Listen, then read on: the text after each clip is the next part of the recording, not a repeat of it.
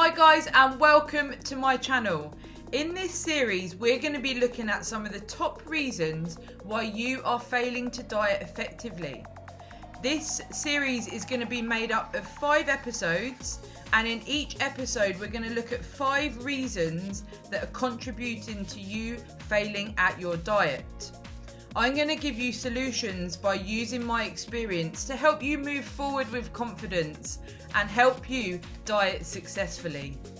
And remember guys, if you do enjoy this video, hit the like button below, subscribe to my channel and hit that bell to alert you every time I post a new video every Monday. Hi guys, and welcome back to episode number 2 of my series about diet fails. Today we're going to be looking at input and expectations. I'm going to help you understand some of the top reasons why you are failing at your diet, and I'm going to give you solutions to help turn this around and help you diet efficiently and successfully. In last week's episode, we looked at some of the top problems that you could be facing when looking at starting a new diet. In this episode, we're going to be looking at how having unrealistic expectations could be causing you problems, how a lack of effort and preparation could contribute to your diet not being successful. We're also going to look at how starting too far into a deficit can lead to potential problems, and how overexerting from the start could be setting you up with potential complications, especially the further into the diet you get. So let's kick off with reason number 1, and that's being unrealistic with your expectations. I come across this far too much. People setting themselves up in essence to fail because they're being way too unrealistic with what you can achieve with the amount you can put into your diet. I also come across the added pressures people put upon themselves by setting a goal that is far too big for where you want to focus your energies on from the start. You have expectations of quite a big body composition change. If you set that as your focus, as your goal, and it's going to take a fair amount of time to achieve that, you're going to be plugging away with little or no reward for quite some time. And this is going to set you up to feel like you're not achieving on your diet, and the results you're striving for are never going to happen. So my biggest bit of advice here would be to set yourself up with some smaller bite-sized goals that you can look to achieve from the word go. Now, by doing this, you're going to be rewarding yourself throughout the whole journey as you make your way towards that big goal that you're looking to achieve. If you can hit those smaller goals along the way, and that's going to contribute to that bigger weight loss or body composition change that you're striving for, it's going to compel you to keep going. You're going to feel good. You're going to be energizing yourself to keep feeling motivated the further into your journey you go. And let me tell you, that is such a key thing to longevity when you're looking to diet. This feeds into reason number 2, which is a lack of effort when looking to diet. I mentioned in last week's episode that some of the key contributors to you failing at your diet is a lack of commitment from the start. And that goes the same with effort, whether you're at the start, whether you're a few weeks in, or whether you're close to that big goal that you're striving for. You need to put effort in if you're looking to diet successfully. If you want this to work, then that internal motivation needs to come into play. Every time you hit a bump in the road, you can then come across it, reflect, and move forward with confidence. Naturally, effort isn't something that just happens.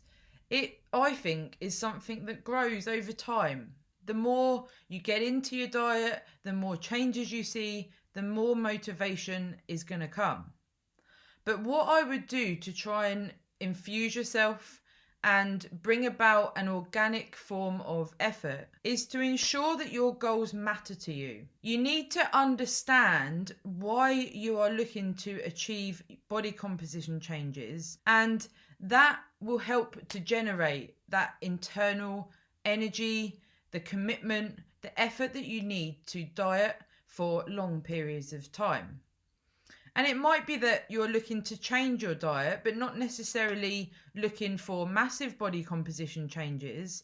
But whichever way you look at this, if you can understand why and what you want to achieve, then effort will grow the more you take yourself into the journey of changing your diet, changing how you look, and looking to strive for ultimately a change in where you are currently at. Let's talk about reason number 3, which is a lack of preparation. We all know deep down, the more you can prepare for something, the better you're going to feel when getting stuck in. The same goes for dieting. The way you can get round this causing you problems is to get to grips with what's required, how much time you need to put into your food prep, how much time you're going to need to put aside for exercise, what type of exercise you're going to need to do to facilitate your goals. And it even comes down to the small things. If you're looking to join a gym, you need to inquire about prices, you need to look at how long it's going to take you to travel to the gym, how long you're going to be there for a session, how long it takes you to get home. All of these little things are going to contribute to you feeling like you can commit to the diet that little bit more. If you can prepare, understand what's needed, then you can move forward, ticking those boxes from the word go. And let me tell you, it's going to make your life a hell of a lot easier.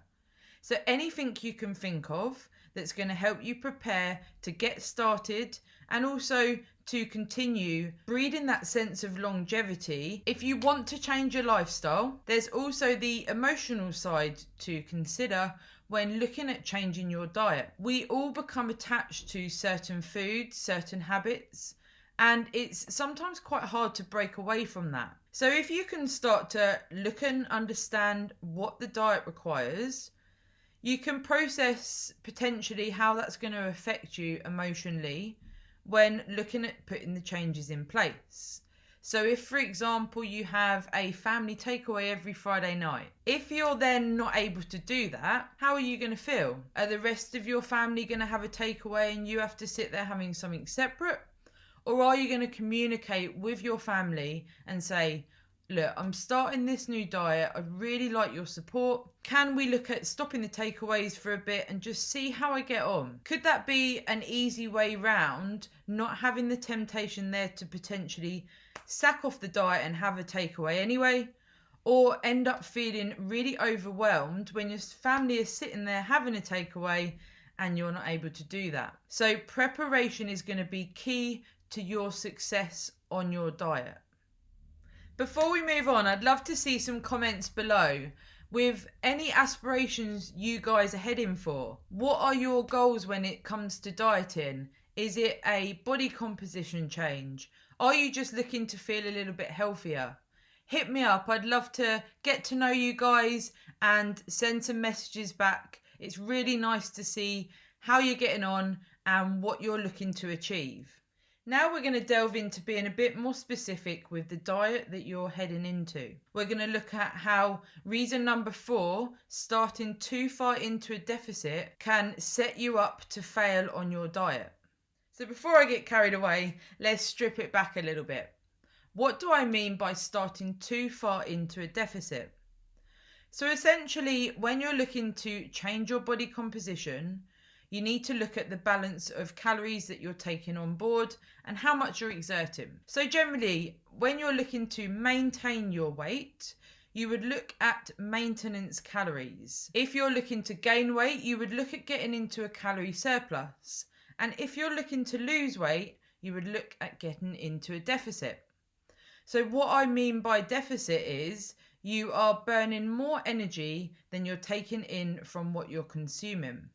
It's extremely common for people to feel like when you're looking to diet, you need to get your calories as low as possible. And that in return will facilitate the biggest weight loss in the shortest amount of time. I've done several preps now as a competitive bodybuilder. And what I have learned when it comes to setting yourself up on how many calories you need to be taking on board is that if you can lose weight on a good amount of calories and that then stalls, which it will the further into the diet you go, You can then take your calories down a little bit more, potentially bring your exercise up, maybe a bit of both, and you can then move on to the next part of your diet. If you start with your calories extremely low, then where do you head? How can you continue to drop your calories if they're extremely low from the word go? And also, a big point to this is, if you can start with your calories not too bad when you start your diet and you're losing weight, then it's going to be far more enjoyable. The more weight you want to lose, the potential of your deficit getting pretty harsh towards the end is there. But why facilitate that from the start? Why not get results, continue your journey, and then towards the end find that part where you need to dig a little bit deeper when you're already achieving so much, you're so much closer to your end goal. You can then focus for that short period of time and really dig to get that weight off if you're looking at a weight loss goal. So I really want you to think about this when you're setting yourself up. The way around this causing you problems is to start your diet with a good amount of calories, see what happens for the first couple of weeks. If you're losing weight, continue. When your weight loss stalls, bring that down. If you don't lose weight for the first couple of weeks, start bringing it down until you do start to lose weight. Then you know that you're finding a deficit that is focused on you, how much you're exerting and how much you're taking on board. I touched a little bit there on exercise as well, and that brings me on nicely to reason number 5 today, why you could be failing at your diet is overexerting from the start. So this can cause you problems from the start and also the further into your diet that you get. Very similar to reason number 4. If you overexert from the word go, where do you then head when your weight loss stalls? So say, for example, you're at the moment doing 10,000 steps a day. Monday, you're starting a new diet. I'm going to do 20,000 steps a day. And that's what you say to yourself. That's your first goal. 6 weeks into the diet, you suddenly find your weight loss stalls and you're already on quite low calories. You're already doing 20,000 steps a day. What do you then add exercise-wise to be able to move on to the next part of your weight loss journey? So you might add more cardio. If you've already got cardio there and you need to add more, you're doing your 20,000 steps, your cardio, and potentially weight training on top of that. It's a hell of a lot of volume for 6 weeks in. Whereas when you start your diet, if you look at being sensible, if you incorporate cardio work, so it might be that you do 2 or 3 cardio sessions a week, and you go from 10,000 steps to 12,000 steps per day. You then get to that 6 week point and you could maybe then look to take your steps up to 14,000 steps a day and keep the cardio where it is, or you could add another cardio and keep your steps where you are. So you can constantly assess where you're at, and you've got a hell of a lot more room to increase your exercise as the diet continues. And honestly, it's the best way to do it. If you start by overexerting, not only are you going to feel like a bag of shit straight away, you do not have the options to add more exercise to make this more effective when your weight loss stalls. Ultimately, reason number 4 and number 5, you just need a little bit of common sense there from the start to understand that, essentially you want to get away with what you can at the start to lose weight, but still have a good amount of intake, not be overdoing it on the exercise. And then the further into the diet you go, the harder things can become. But by then, hopefully you've seen results and you're feeling really motivated to achieve your goals. I really do hope you've enjoyed this episode, and I look forward to seeing you next week. Remember guys, subscribe to my channel and hit that bell to alert you every time I post a new video every Monday.